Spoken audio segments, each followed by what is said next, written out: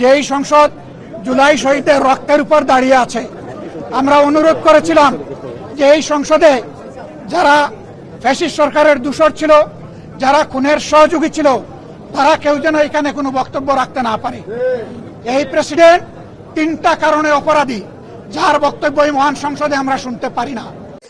আজকে সবাই এক বাক্যে স্বীকার করে নিয়েছেন যে জুলাই গণ অভ্যুত্থানের শহীদদের কারণে আমরা এই মহান সংসদে বসতে পেরেছি এবং এই মহান সংসদে আমরা সকলেই ফ্যাসিবাদ বিরোধী লড়াইয়ের সৈনিকেরা এখানে আসছি।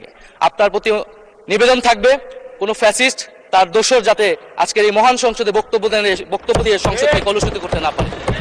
আমরা ফ্যাসিস্ট মুক্ত, আমরা ফ্যাসিবাদের দোষর মুক্ত জাতীয় সংসদ চাই। মাননীয় স্পিকার, আপনাকে ধন্যবাদ। ইনকিলাব জিন্দাবাদ।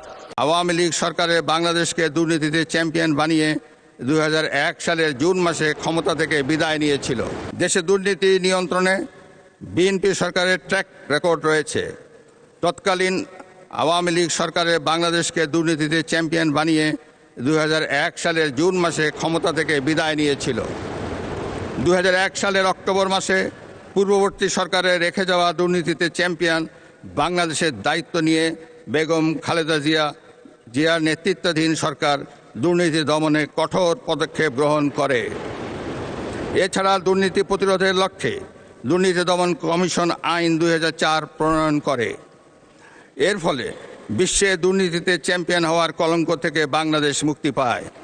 সরকারি দলের বন্ধুরা অবিলম্বে সংবিধান সংস্কার কমিশনের সদস্য হিসেবে শপথ নেবেন বলেই আমরা বিশ্বাস করি।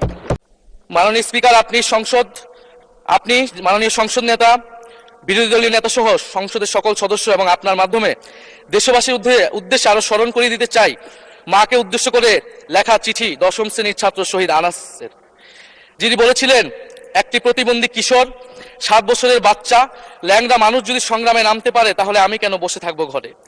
একদিন তো মরতেই হবে, তাই মৃত্যুর ভয় করে স্বার্থপরের মতো ঘরে বসে না থেকে সংগ্রামে নেমে গুলি খেয়ে বীরের মতো মৃত্যু অধিক শ্রেষ্ঠ।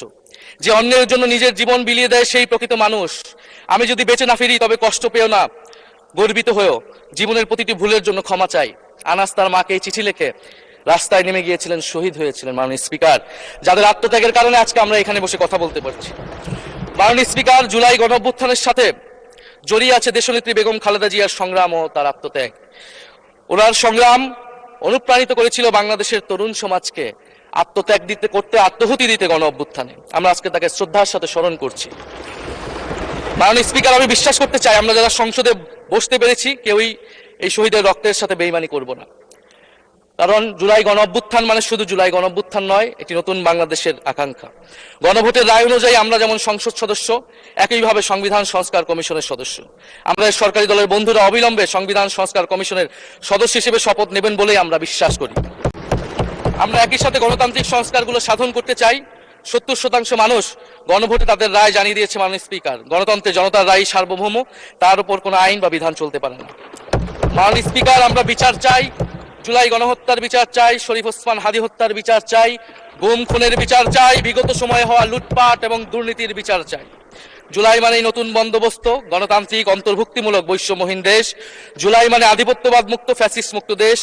জুলাই মানে মানবিক মর্যাদা ও দায় ও দরদের বাংলাদেশ। মাননীয় স্পিকার, আমি শেষ করবো একটি কথা বলেই। জুলাই গণ অভ্যুত্থান এবং জুলাই যোদ্ধাদের উপর আনীত শোক প্রস্তাবের উপর আলোচনা করার সুযোগ দেওয়ার জন্য আজকের দিনটি আমাদের জাতীয় জীবনে অনেক ঐতিহাসিক একটি দিন, ব্যক্তিগতভাবে আমার জীবনেও। 2024 সালের 5ই আগস্ট তথা 36শে জুলাই শাহবাগ থেকে ছাত্র জনতার মিছিল নিয়ে আমি এবং আমার সহযোদ্ধারা এই জাতীয় সংসদের প্রাঙ্গণে আমরা এসেছিলাম।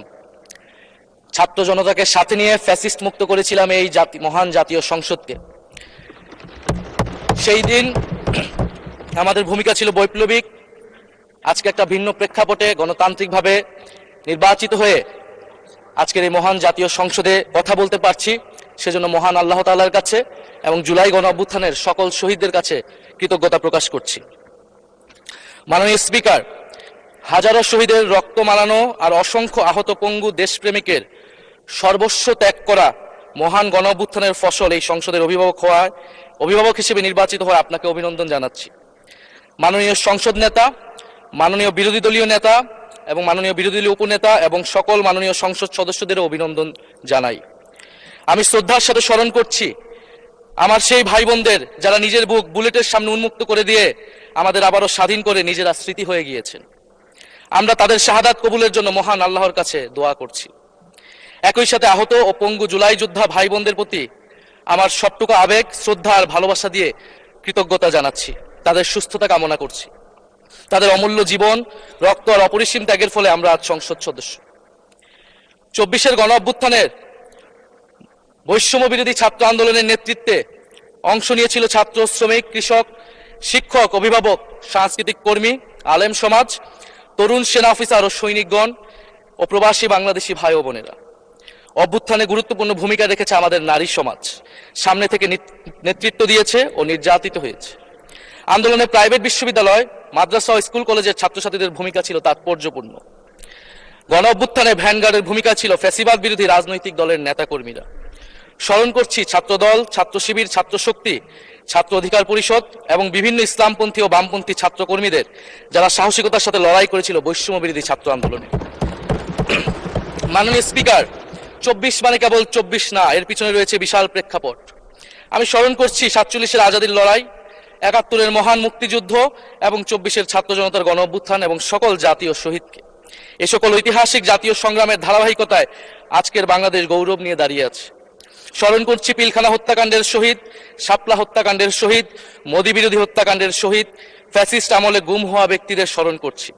18 সালের কোটা সংস্কার আন্দোলন ও নিরাপদ সড়ক আন্দোলনে ছাত্র কিশোরদের অকুতোভয় সাহসকে স্মরণ করছি। স্মরণ করছি আমাদের ভাই শরীফ ওসমান হাদী, যিনি তার সাহসিকতার মাধ্যমে বাংলাদেশকে একটি ইনসাফ ভিত্তিক বাংলাদেশ হিসেবে গড়ে তুলতে চেয়েছিলেন। তিনি আর আমাদের সাথে নাই। আমরা ওসমান হাদী ভাইকে স্মরণ করছি। শহীদ আবরার ফাহাদ ও শহীদ ফেলানী খাতুনকে স্মরণ করছি, যারা ভারতীয় আধিপত্যবাদের বিরুদ্ধে লড়াই করে বাংলাদেশকে আজকের এই জায়গায় নিয়ে এসেছে।